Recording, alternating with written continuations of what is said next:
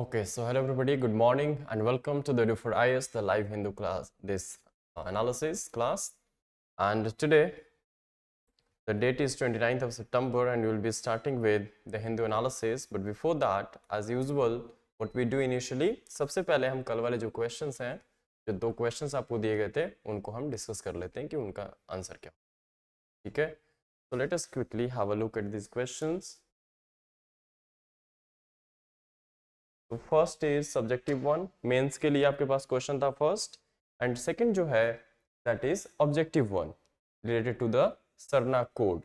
Sarna code कल हमने डिस्कस किया था कि this code is actually was discussed by the Jharkhand CM that is Hemant Soren ji. इसीलिए न्यूज में भी है, उन्होंने प्राइम मिनिस्टर को एक लेटर लिखी थी और उसमें कहा था कि कहीं ना कहीं ये जरूरी है कि हम क्या करें, इस चीज़ को रिकग्नाइज करें कि जो झारखंड के ट्राइबल्स हैं उनकी जो वे ऑफ लाइफ वो डिस्टिंक्ट है, ठीक है, अलग है बाकियों से, बाकी धर्म जो है के लोग हैं उससे. इसलिए एक अलग से सरना कोड की ट्राइबल्स की एक अपनी अलग से रिलीजन हो तो सरना कोड के अकॉर्डिंग रिकग्निशन दी जाए, ठीक है. तो Sarna code is for tribals to protect their constitutional rights and religious identity, बिल्कुल ठीक है. Second statement is sixth schedule has provision related to the administration of the tribal areas and scheduled tribes. It does, this sixth schedule and fifth schedule, these are two schedules. At times this becomes confusing unless until we don't have clarity. Remember, fifth schedule actually talks about the scheduled tribes and scheduled areas, but sixth schedule only talks about the tribal areas, not the scheduled tribes. Fine. Scheduled tribes and scheduled areas is mentioned under the fifth schedule of the constitution, ठीक है. So इसलिए जो incorrect option है that is second only, B is the correct option answer. First is India miss the ideal opportunity during the Delhi summit to protect the rights of workers and ensure their welfare. Elaborate. A 10 marker question. So yesterday we discussed one of the articles on the Hindu editorial. First article was the lead article, the G20's screen over Mazdoors their rights. Right. So we discussed yesterday that of course Delhi summit here means the G20 summit की बात कर रहे हैं, ठीक है. तो उसमें कहीं ना कहीं ये कहते हैं कि कुछ जैसे कल हमने बात की थी कि L20 मीन्स लेबर जो मिनिस्टर्स थे या जो और रिप्रेजेंटेटिव्स थे ऑफ द 20 कंट्रीज, उनकी दो मीटिंग्स हुई इंडिया में इनफैक्ट, बट फिर भी इन मुद्दों पे बात नहीं की गई जो कि राइटर ने पॉइंट आउट किया था. इसलिए कह रहे हैं कि कहीं ना कहीं हमने इस अपॉर्चुनिटी को मिस कर दिया है, ठीक है. सो आपने सेम वही स्ट्रक्चर फॉलो करना है आंसर राइटिंग के लिए, that is IBC, intro, body and conclusion, ठीक है. अब इंट्रो में क्या आना चाहिए, सिंस 10 नंबर का क्वेश्चन है तो 3-4 लाइन से ज्यादा नहीं लिखना है, ठीक है. 25 से 30 वर्ड सफिशिएंट है उसके लिए. So you can say that somewhat the recently concluded G20 summit or the Delhi summit has been milestone in the history of India, you can say, and it has been a diplomatic victory for India as well, because the African Union was granted G20 membership and a sense of togetherness among the global south was palpable. This much would be sufficient. However, you can say there are certain areas which were not discussed at length or which should have been discussed, and one of the areas is of course the welfare of the workers. Yesterday we discussed, so this much introduction. After that, in body part you can mention an exploitative labor system like the kafla system that we discussed yesterday, prevalent in the Middle East or the Arabian Peninsula or the Arabian countries, fine, Arab Gulf countries. Kafla system which ties migrant workers to their employees, so an exploitative system, fine. Apart from that, we also discussed few points. For example, you can also quote some stats like how many people are there working of Indian origin working in Saudi Arabia, UAE, Bahrain. So there are country Oman, not Bahrain, Oman, and of course Bahrain as well, but what mentioned was these three countries were actually mentioned in the article itself. So India also, you can say, is the world's largest migrant sending country with an estimated 13 million workers abroad, जिसमें से कि an estimated 9 million are working in exploitative conditions in Arab Gulf, ठीक है. तो ये सारी चीजें mention कर सकते हो आप बॉडी पार्ट में. उसके बाद नेक्स्ट पॉइंट आप वॉक फ्री फाउंडेशन की जो रिपोर्ट थी उसको भी आप कोट कर सकते हो, that an estimated 27 million people trapped in modern day slavery in G20 countries, of whom 11 million are in India, that is 1.1 crore. Fine. तो ये सब चीजें आप मेंशन कर सकते हो अपनी बॉडी पार्ट में. Apart from that, it must also be noted that India has signed and ratified the ILO's forced labor convention known as C29. So ये point भी mention करना था. उसके बाद then you can also define the forced labor that is different from the substandard exploitative working conditions. तो forced work एक कल हमने देखा था कि किस किस forms में exploit किया जा सकता है labors को. ठीक है. So this is not just an Indian problem, this is a worldwide problem और G20 countries में भी problem है ये. Fine. So it's not like सिर्फ इंडिया में ही ऐसी चीज़ें हैं. फाइन. सो इस तरह से आप सारी चीज़ें अपनी बॉडी में मेंशन कर सकते हो. Then ultimately you can mention the last heading of 3 headings आपने बनानी है. That is an exploitative labour system, not just an Indian problem, and subjects not discussed. इसके अंदर फिर से आपने सब हेड्स भी बनाने, सब पॉइंट्स भी बनाने हैं और कोशिश करनी है कि जो आप आंसर लिखोगे वो पॉइंट फॉर्मेट में लिखो. ठीक है. subjects not discussed, so of course you can say that G20 should have discussed investment in job creation, then compliance with the promise of fundamental principles and rights at work, ensuring minimum living wages and equal pay, social protection for all with official development assistance, establishing equality of incomes, gender and race, and coordinating action on inclusion as a basis of a rights-based developmental model realized through multilateral reform that deals with the threats to our peace and common security. Fine. So under subjects not discussed, you can mention these points, not in paragraph but point wise, 2-3 points.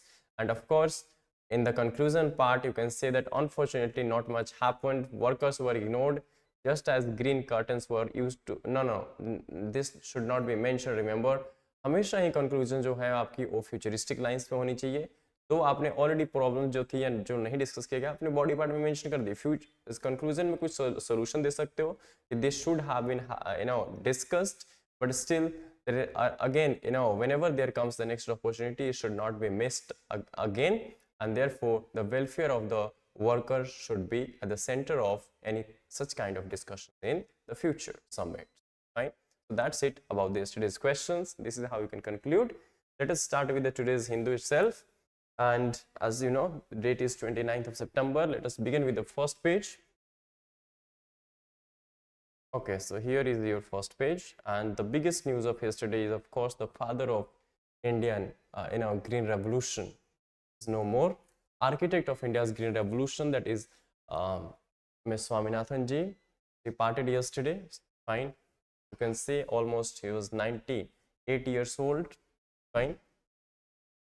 So he is known for actually working और जो crop के field में जो production हम self sufficient हुए, आत्मनिर्भर बने 1960s में. ग्रीन रेवोल्यूशन जब इंडिया में इंट्रोड्यूस किया गया अर्ली 1960s.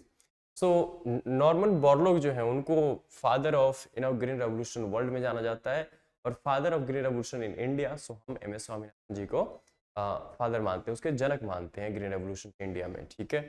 इस वजह से इंडिया जो था पहले PL 480 हम इंपोर्ट करते थे, and this was known as ship to mouth, कि बस इंपोर्ट किया, खाने के लिए हम इंपोर्ट करते थे. आज हमारे पास इतना अनाज है कि हम इतनी ज़्यादा है कि आप देखते हो कि FCI के गोडाउन में सड़ रहा है अनाज. ठीक है. वेस्टेज बहुत होती है. तो वहाँ से यहाँ तक का जो सफ़र है उसमें स्वामीनाथन जी का जो रोल है वो बेहद अहम है, बेहद इंपॉर्टेंट है.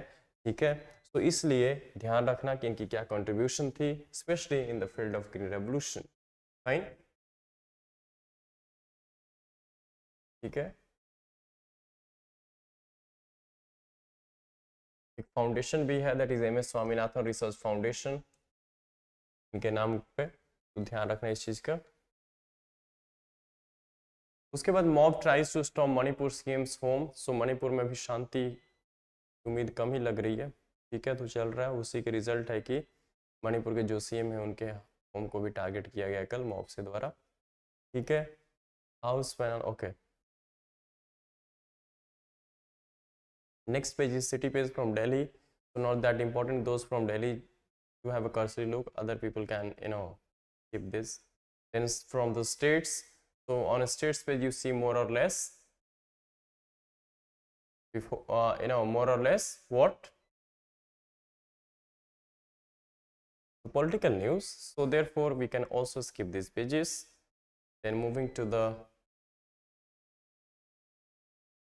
again politics only, Thakur and ब्राह्मण. हाँ, ये थोड़ा सा हमारे लिए इंपॉर्टेंट हो सकता है. A dictionary to prevent a language from vanishing. पहले भी हमने एक दो आर्टिकल्स में डिस्कस किए थे. इंटरनेशनल लैंग्वेज डे पे हमने देखा था. प्लस अपार्ट फ्रॉम दिस हमने ये भी देखा कि लैंग्वेजेस जो हैं वो ओवर द टाइम हमने ये देखा कि एक्सटिंक्ट होती जा रही हैं, खत्म होती जा रही है. जैसे स्पीसीज एक्सटिंक्ट होती हैं वैसे ही लैंग्वेजेस भी एंडेंजर्ड कैटेगरी एक्सटिंक्ट में काफ़ी सारे लैंग्वेजेस हैं जो लोकल डायलेक्ट्स हैं, लोकल लैंग्वेजेस हैं, वो ख़त्म होती जा रही हैं. इसी को ध्यान में रखते हुए एक टोटो शब्द संग्रह जो है in the form of dictionary बनाई गई है, जो कि हेल्प करेगी रिवाइव करने में टोटो लैंग्वेज की. ठीक है. सो टोटो लैंग्वेज है क्या? This is spoken by around 1600 people in the parts of West Bengal bordering Bhutan. ठीक है. तो जिस एरिया में भूटान की बॉर्डर लगती है, बांग्लादेश बंगाल की बॉर्डर लगती है भूटान से, उस एरिया में टोटो नाम एक लैंग्वेज है जिसके कि बोलने वाले कितने लोग हैं, स्पीकर्स कितने हैं, जस्ट 1600. तो उसको प्रिजर्व करने के लिए ये चीज़ें की जा रही है. डिक्शनरी बनाने की कोशिश है इस चीज़ की. That's a good thing. So Toto is a Sino-Tibetan language spoken by tribal Toto people and is written in the Bengali script. ठीक है. Even though prominent community members Haniram Toto developed a script as recently as in 2015, most people either write it in Bengali script or write in Bengali language. ठीक है. So देख सकते हो कि book किसने लिखी है. Padmashri decorated mister Toto. Title Dhanua Totor Kathamala was written in Bengali. Okay, so नाम भी इनका है मिस्टर टोटो. तो इन्होंने लिखी है एक बुक और ये पद्मश्री अवार्डी हैं, तो इसलिए इंपॉर्टेंट हो जाता है. ठीक है. सो इसमें क्या होगा, इस टोटो वर्ड्स जो हैं जो ट्राइबल लैंग्वेज है उसको ट्रांसलेट किया जाएगा in Bengali and English and will be composed in Bengali script, considering that the Toto script is still in nascent stage and members of the tribe are more familiar with the Bengali script. तो अच्छी बात है, इस तरह के कुछ initiatives लिए जाने चाहिए बाकी ग्रुप्स के द्वारा भी, सो दैट कि हम जो ये लैंग्वेजेस हैं, स्पेशली ट्राइबल लैंग्वेजेस जो है, ट्राइबल पॉपुलेशन है, उसको सर्व एंड प्रिजर्व कर सकें. ठीक है. हाँ,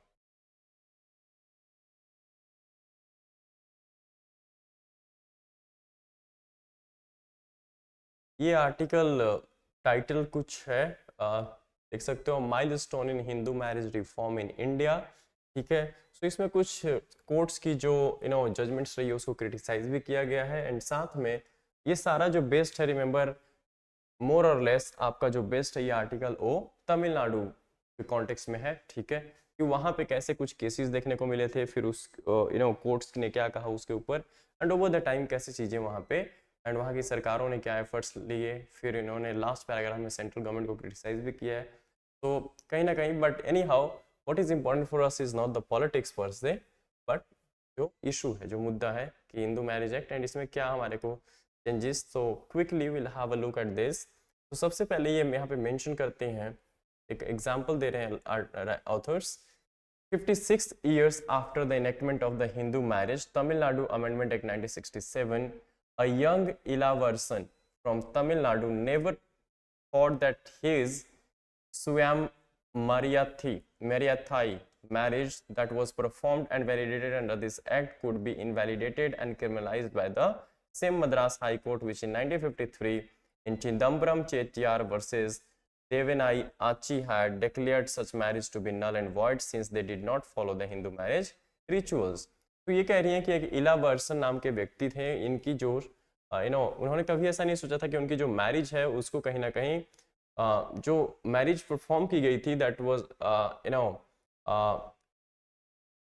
performed and validated under the act, under Hindu marriage act itself, but that was Tamil Nadu amendment.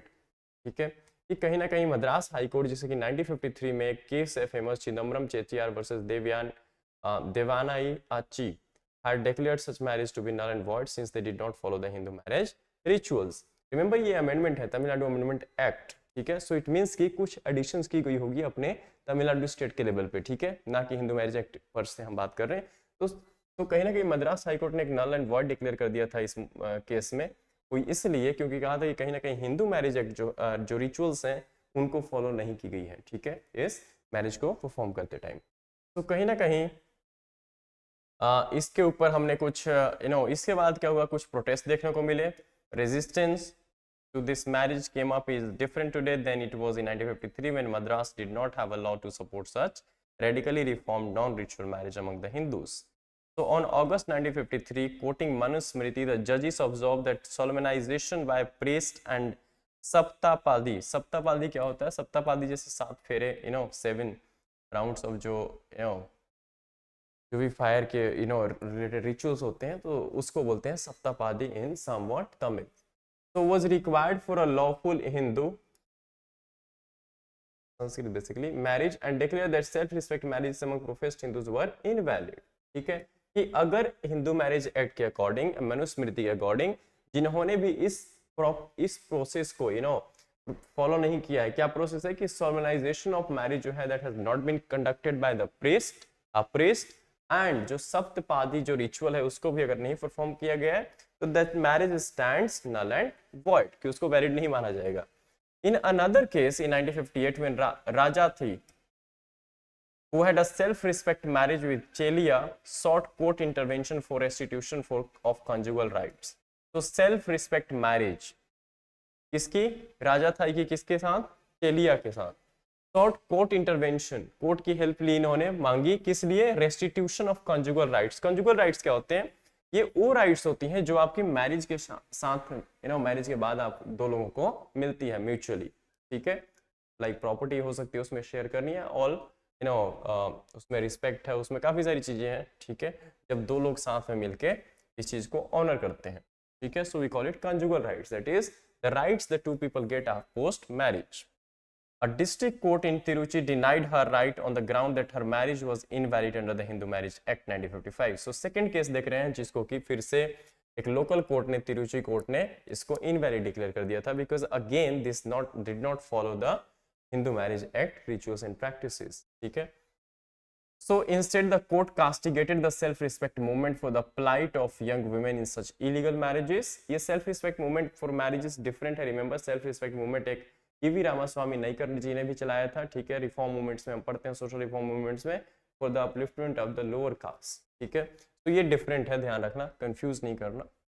This is for the marriage sake, that was different, which in the judiciary view had led to the denial of their conjugal rights.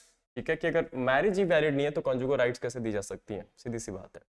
उसके बाद अब basis of the self respect movement. So one of the important claims of self-respect movement was that all forms of customary and traditional Hindu marriages, mainly the Brahmanical ones, upheld caste supremacy and the patriarchal rights of men.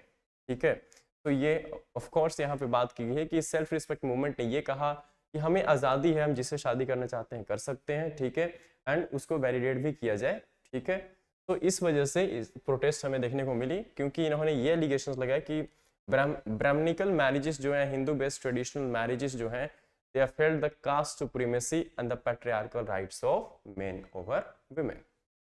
The movement advocated that the man and a woman should enter a dissoluble contract to form a conjugal relationship without conforming to any religious practices.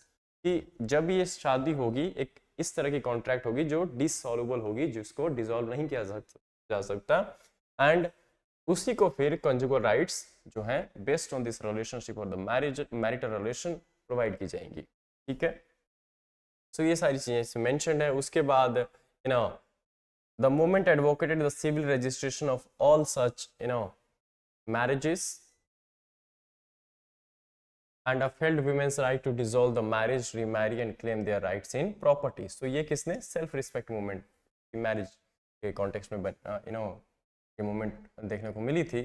So the court on the other hand, by denying the validity of self-respect marriage, denied Rajati her conjugal rights, and subsequently in 1969 after the Hindu Marriage Amendment Act in 1967 which legalized the this kind of marriage, Rajati successfully claimed the restitution of her conjugal rights after a new trial.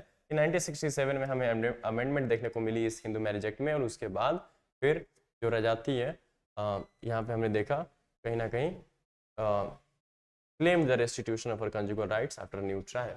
कि case जब खत्म हो गए तो फिर से दोबारा से इन्होंने ये कहा कि जो भी conjugal rights बनते हैं, जो भी मिलते हैं पोस्ट मैरिज, उसको रेस्टिट्यूट किया जाए, दोबारा से स्थापित किया जाए. Struggle. So making of this legislation meant a protracted struggle for the Dravidian movement. किस legislation की बात कर रहे हैं?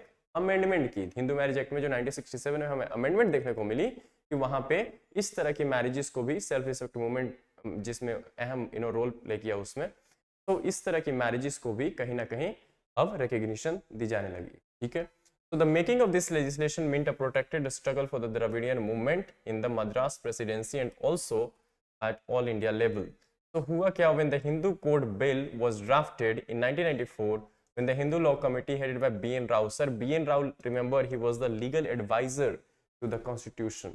Constitution जब ड्राफ्ट की गई, Constitution ड्राफ्ट कमेटी या Constitution बनाई जब गई थी, जब लिखा गया, तो उसके लीगल एडवाइजर थे हमारे B.N. Rao साहब थे।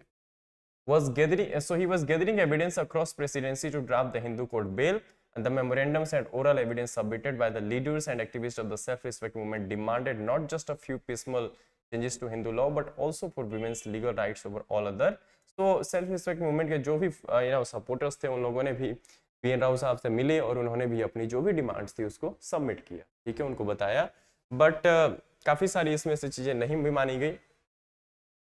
एक यहाँ पे नाम है Kunjitham Guruswamy of the self respect movement argued that the definition of the Hindu was not comprehensive enough to include all those who did not profess the religion and that non religious marriages needed to be recognised under the new Hindu code.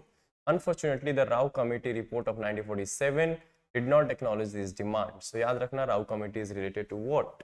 ठीक है, it recognised and affirmed the legal status of Veerashaiva. Shaivism के अंडर ही एक ये वीर शैव देखने को different sect है, एंड ब्रह्म समाज, आर्य समाज एंड प्रार्थना समाज, प्रार्थना समाज बाय पांडुरंग जी। ठीक है, सो ये सब सोशल रिफॉर्म मूवमेंट्स थे उस टाइम के। Thus the Hindu marriage act 1955 granted legal status only to this reformed marriages in सब के अंडर।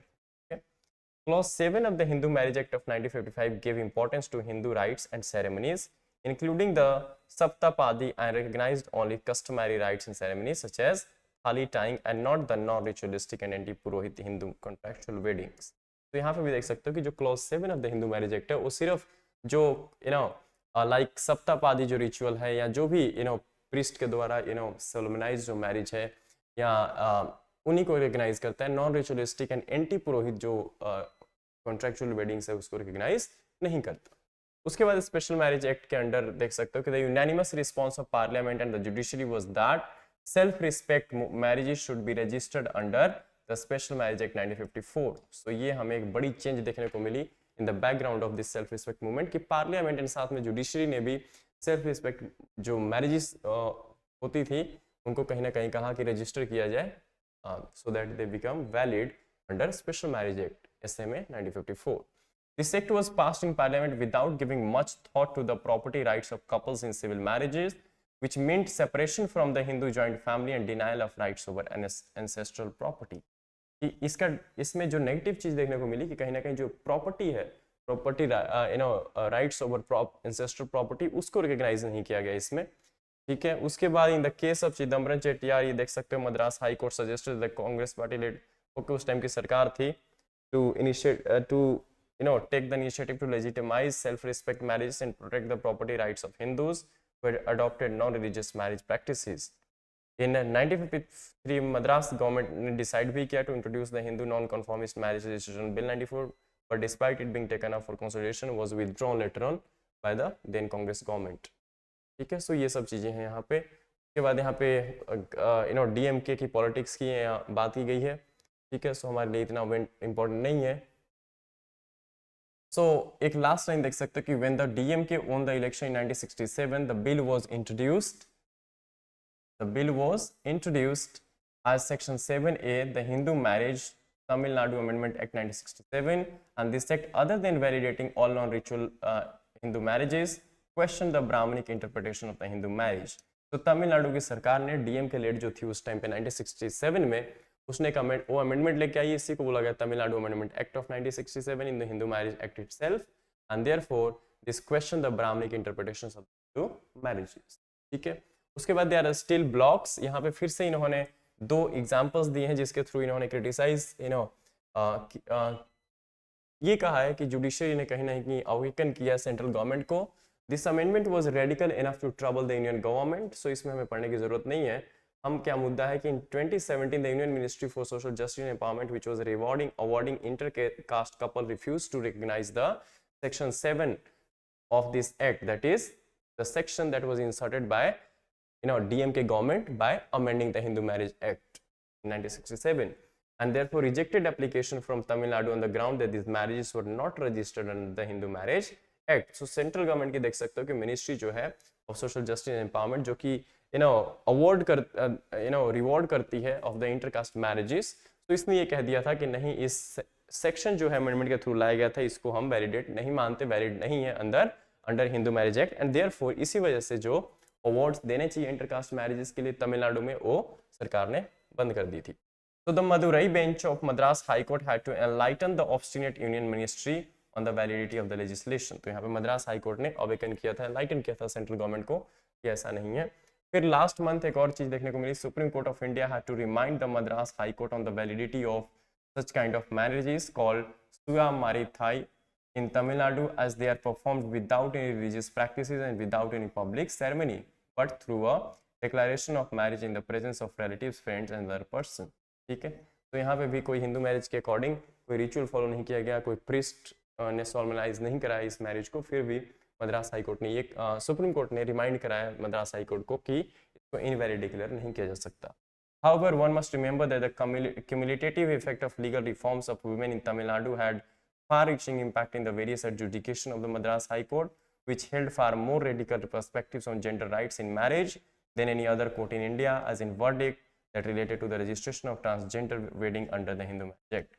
तो ये कहते हैं कि मद्रास हाई कोर्ट जो काफ़ी रेडिकल स्टैंड पर्सपेक्टिव इसका रहा है, if we compare with the rest of the high courts of India, so कहीं ना कहीं over the time ये देखने को मिला है, which has been of course more or less these verdicts related to the even one of the cases mentioning here, that is registration of transgender wedding। जो transgender की शादियां होती है, तो उसमें कहा है कि कहीं ना कहीं कि उसको हिंदू मैरिज एक्ट के अंडर वैलिड माना जाए नहीं माना जाए, तो इसके ऊपर भी मद्रास हाई कोर्ट की अपनी जजमेंट है। सेकंड जो आर्टिकल है that is again important, reform can address India's kidney transplant deficit. आप सबको शायद ये आइडिया होगा कि लैक्स ऑफ किडनी ट्रांसप्लांट के केसेस आते हैं every year in India, but deficiency बहुत ज़्यादा है। ठीक है, सबको किडनी टाइम पे नहीं मिल पाती, इस वजह से कहीं ना कहीं यहाँ पे जो राइटर्स है वो कह रहे हैं कि कुछ इनोवेटिव मेथड अपनाने की हमें ज़रूरत है। अगर हम कुछ एक डेटा फैक्ट्स देखें तो India's organ shortage when it comes to kidney is alarming. In 2022 over 2 lakh patients needed a transplant, but there were only about 7500 transplants. तो देख सकते हो कि 2 लाख लोगों को किडनी ट्रांसप्लांट करने की जरूरत थी, लेकिन सिर्फ 7500 लोगों की ही हो, just 3.4%। So due to the prevalence of diabetes, malnourishment, overcrowding and poor sanitation, there is a high prevalence of chronic kidney disease (CKD) in India, affecting about 17% of the population। So 17% जो population है वो chronic kidney disease से सफर कर रही है because of all this, that is diabetes, malnourishment, overcrowding and poor sanitation।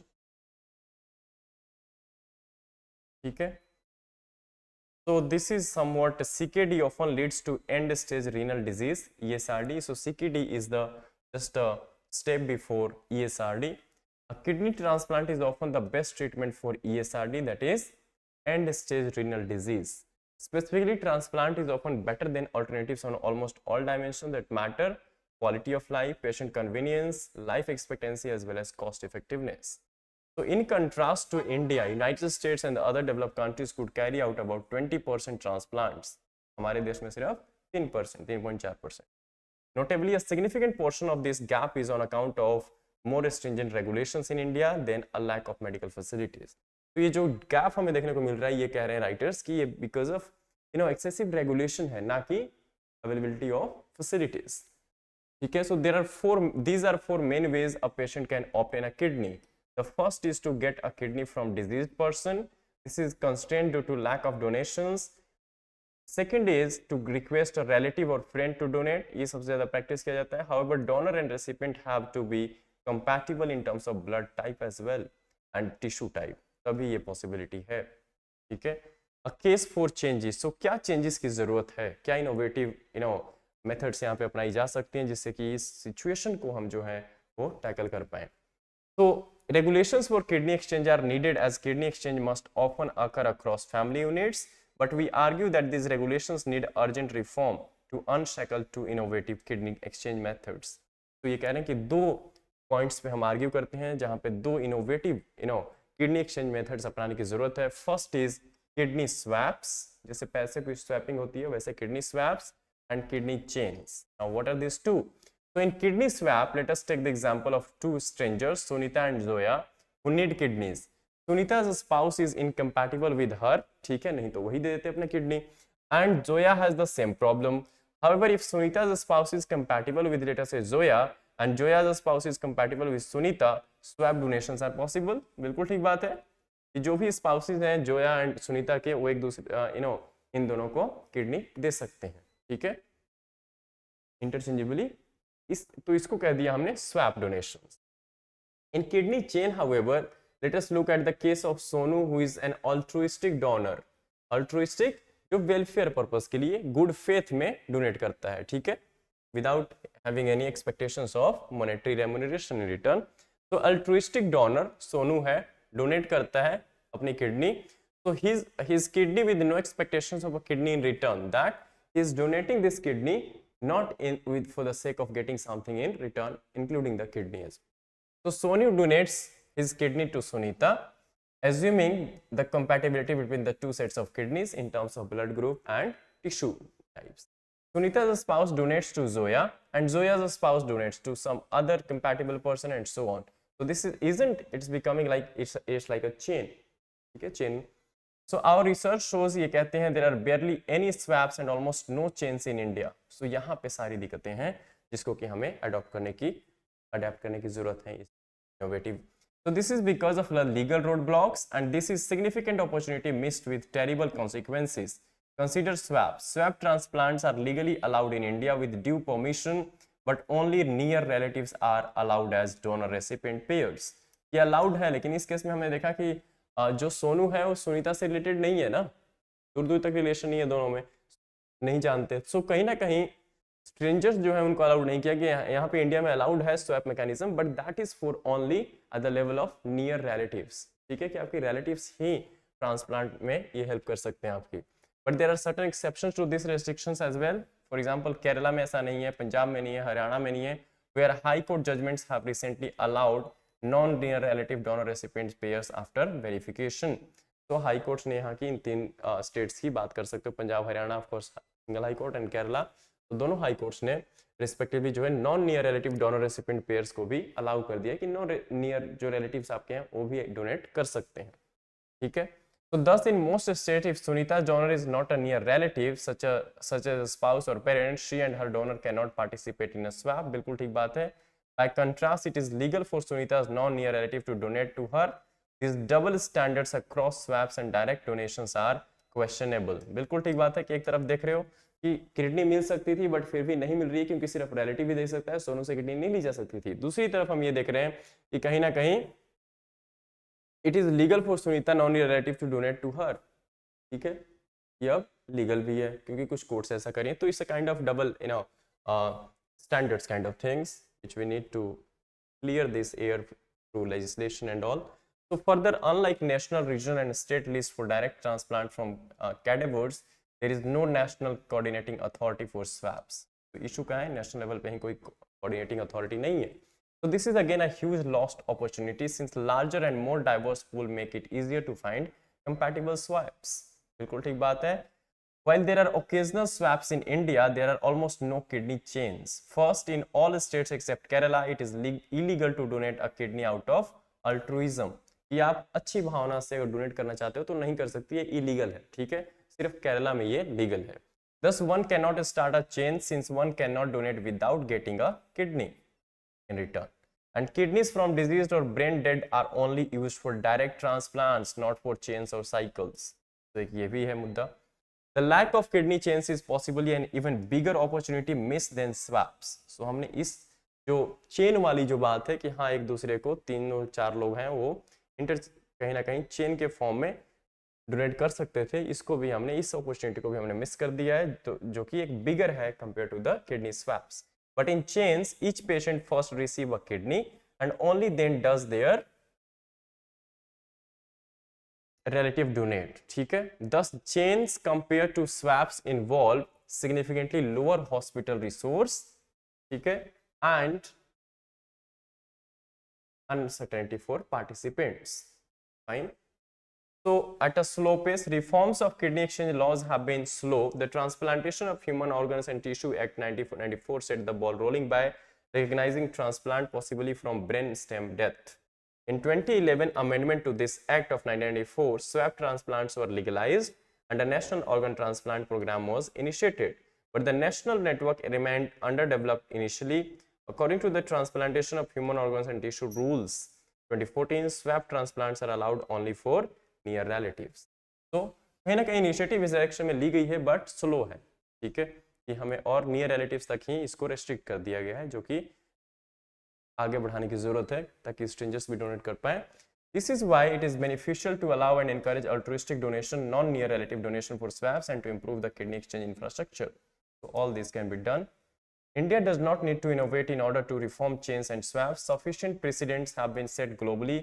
Australia, Canada, Israel, Netherlands and the United States now allow altruistic donations. Spain and the United Kingdom have national level registries for kidney chains and swabs. ठीक है, so in countries में already ये prevalent है काफी. The US has especially made progress in facilitating thousands of swabs and chains. Spain even has international collaboration for kidney exchange. India's real challenge therefore is to learn from and replicate such existing successful regulations to improve the lives of several thousands of citizens. तो हम जो है India जो है वो in country से इस front पे लर्निंग जो है कुछ लेसन हम ले सकते हैं एंड उस डायरेक्शन में हम आगे बढ़ सकते हैं, ठीक है. तो इस बहुत ही बढ़िया आर्टिकल, इस आर्टिकल से हमें दो चीज सीखने को मिली कि kidney swap and kidney chains, ठीक है, ये दो ऐसे मेथड्स हैं जिनको अपना करके हम अपने देश में जो अभी तक किडनी ट्रांसप्लांट 3.4% की हो रही है, 2 लाख लोगों को रिक्वायरमेंट होती है, सिर्फ 7500 लोगों की हो पा रही है, तो उसकी रेट को हम बढ़ा सकते हैं. जैसा कि देखा हमने कि लगभग डेवलप्ड कंट्रीज में ये जो रेट है ट्रांसप्लांटेशन की वो कितनी है, ऑलमोस्ट 20%. फाइन. उसके लिए दो हम इनोवेटिव मेथड्स जो है अपने आप अपने लीगल जो भी हमारे पास एक्ट है 1994 का उसमें हम शामिल कर सकते हैं एंड बाकी ट्रांसप्लांटेशन इजिली हो सकती है. टेक्स्ट एंड कॉन्टेक्स्ट पेज पे सो कुकीज की बात है. यहाँ पे सब लोग फोन यूज करते हैं, कंप्यूटर यूज करते हैं, ठीक है. सो कुकीज क्या होती है भाई? Cookies can track online behaviour, clear करने को कहा जाता है इसलिए आपसे कि कुकीज क्लियर करते रहो. Cookies can track online behavior leading to privacy concerns about digital privacy. Inadequate security of cookies can create opportunities for cyber criminals to steal personal information. Digital Personal DPDP जो act है, digital personal data protection act 2023, it mandates explicit consent for collecting और processing personal data via cookies. ठीक है, तो consent आपसे मांगी जाएगी, आप बिना पढ़े ही चाहे दे देना, बट आपसे मांगी जाएगी. The updated law emphasizes the need for transparent and well-informed consent. तो कंसेंट पे फोकस है, बिल्कुल ठीक बात है, ताकि सिटीजंस की जो प्राइवेसी है उसको प्रोटेक्ट किया जाए. Third party cookies have sparked debates resulting in web browsers limiting their usage to protect user privacy. The excessive use of cookies can slow down web browsers and affecting the user experience. बस इसका downside क्या है कि ज्यादा अगर third party browsers अगर हम use करते हैं जो कि एक्सेसिव कुकीज यूज करती हैं, means more and more of our personal data collect करती हैं, तो कहीं ना कहीं जो सिस्टम है वो स्लो हो सकता है. Cookies enhance online experience but pose privacy and security challenges. Their uses and regulations are evolving in the digital landscape. तो फायदे क्या है कि एनहांस करती है ऑनलाइन एक्सपीरियंस को, बट नुकसान क्या है कि प्राइवेसी एंड सिक्योरिटी चैलेंज भी है इस फ्रंट पे, ठीक है. उसके बाद जो एक और छोटा सा आर्टिकल है वो 5 आइज अलायंस के बारे में है, जिसके बारे में कि ऑलरेडी काफी टाइम से न्यूज में है. इवन कि हमारे अभी जो फॉरेन एक्सटर्नल अफेयर्स मिनिस्टर है जयशंकर साहब, वो न्यूयॉर्क में थे, तो उन्होंने इस पे बड़ा ही देख सकते हो आप कि कमेंट भी किया था इसके ऊपर. ही सेड कि I am not 5 Eyes alliance, ठीक है, the part of this alliance. बड़ा ही सरकास्टिक मैनर में काफी अच्छी कमेंट किसी रिपोर्टर ने पूछा तो इन्होंने जवाब दिया था उसके ऊपर. तो 5 आइज इंटेलिजेंस अलायंस कौन कौन सी है? 5 कंट्रीज हैं, यूएस, यूके, कनाडा भी है, कनाडा न्यूज में है इसलिए ये 5 आइज अलायंस भी न्यूज में है, ठीक है. And then Australia and New Zealand, ये 5 आपके कंट्रीज हैं जो मिलके ये 5 आइज अलायंस बनाती हैं, ठीक है. They share intelligence through a secret collective database known as Stone Ghost. तो आपसे पूछा जा सकता है कि Stone Ghost was recently in news is related to, so it is related to 5 Eyes alliance, ठीक है, sharing of intelligence. In September 2016, Five Eyes Intelligence Oversight and Review Council was established as a non-political intelligence oversight and review entity among member countries. Its objective include exchanging views on mutual interests, sharing best practices, exploring cooperation and engaging with non-Five Eyes countries. So non-Five Eyes country के साथ भी engage कर सकते हैं. There are concerns related to the privacy, security and operational methods of the intelligence alliance. तो ये issues हैं. जैसे अभी हुआ था कि अमेरिका ने पहले ही बता दिया था कनाडा को कि हाँ ऐसे ऐसे हो सकता है. देख सकते हो आप, अगर आप न्यूज़ पेपर फॉलो कर रहे हो तो आपको पता होगा कि क्या इससे रिलेटेड न्यूज़ है. ठीक है, तो हमारे एग्जाम पॉइंट ऑफ व्यू से बस ये चीज़ इंपॉर्टेंट है कि स्टोन घोस्ट क्या है, फाइव आइज अलायंस क्या है, कंट्रीज कौन सी हैं इसमें, बस इतनी चीज़ें ध्यान रखने की जरूरत है. Now let us have quick look at the miscellaneous facts. So protesters due slow pace of probe into students murder. हमने जैसे देखा था मणिपुर इम्फाल में. Mizoram not to collect data of Myanmar refugees. ठीक है, रिफ्यूजीज की डेटा कलेक्ट करके क्या करना हमने. फिर पॉलिटिक्स देख सकते हो यहाँ पे, हमें नहीं पढ़ने की जरूरत इसमें. So apart from that, Indian and French army chiefs share lessons from Ukraine war, discusses deepening of ties. ठीक है, what is from the this news? हाँ, so ये पेज जो है डेडिकेटेड है स्वामीनाथन साहब को, MS Swaminathan ji. So Swaminathan, the father of green revolution in India. Swaminathan walked ahead of his time and state scientific community. बिल्कुल ठीक बात है. His major contributions are developing HYV seeds, high yielding variety seeds of basmati rice using technology of mutation for various crops, application of genetics for increasing production, food security and launching programs such as lab to land from port to or ship to mouth. He launched in as an alternative that is called lab to land. ठीक है, prime minister ने भी अपनी खेद प्रकट की है and tribute पे किया है. यहाँ देख सकते हो seeding a revolution, Norman Borlaug, जिसकी मैं बात बता रहा था कि he is known as a father of green revolution world wide. And यहाँ पे इनके साथ हमारे हैं स्वामीनाथन साहब. ठीक है, father of Indian green revolution. ठीक है,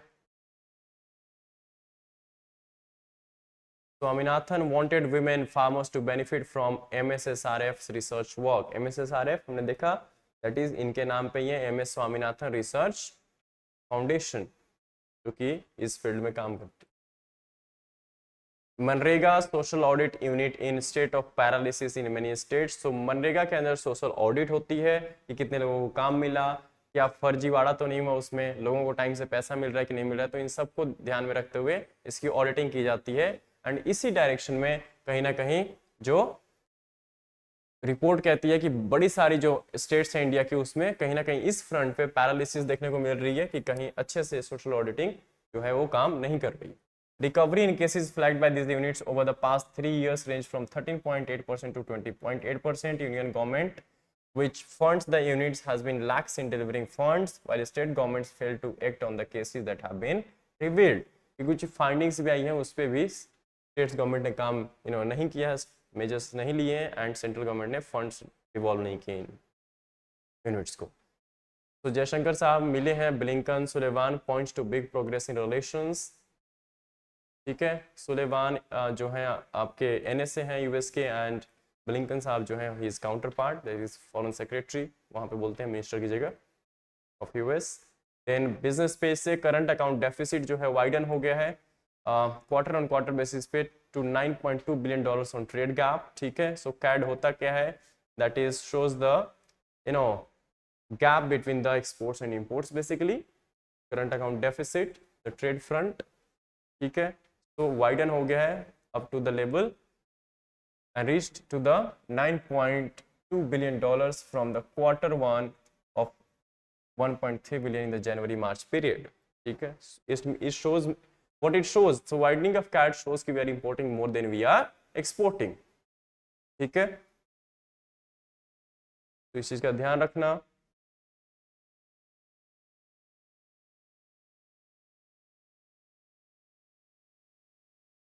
Okay, what else important? World news. Russia to hike its defense spending by 70% in 2024. देख सकते हो Nagorno Karabakh separatist government says it will dissolve itself as people flee. ठीक है। सो Armenia Azerbaijan के बीच जो constantly काफ़ी सालों से ये कन्फ्लिक्ट चल रही है रिलेटेड टू, कन्फ्लिक्ट जो है किसके ऊपर चल रहा है, related to the Nagorno काराबाग।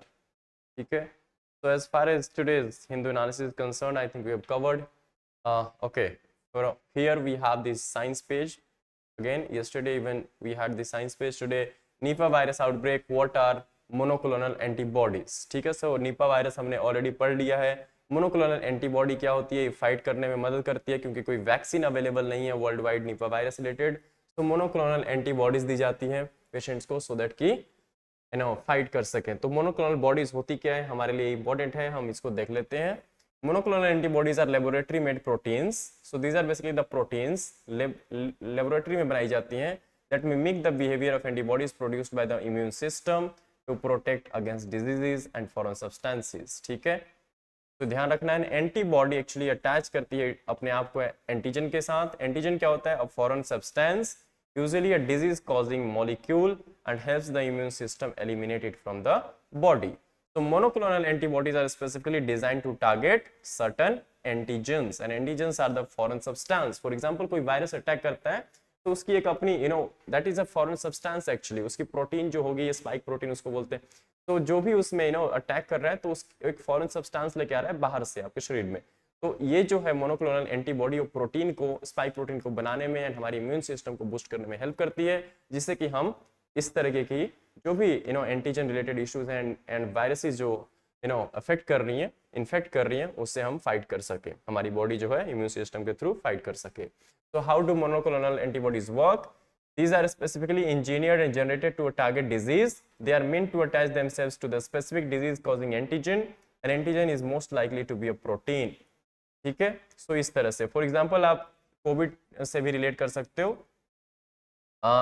monoclonal antibodies during the pandemic were engineered to bind to the spike protein of the SARS-CoV-2 virus, coronavirus. The binding prevented the protein from exercising its regular functions, including its ability to infect other cells. So इस तरह से हम जो है chain reaction जो थी corona की, उसको हम रोकने में काफी हमें हेल्प जो है वो मिली थी। ठीक है, फाइन। तो इस तरह से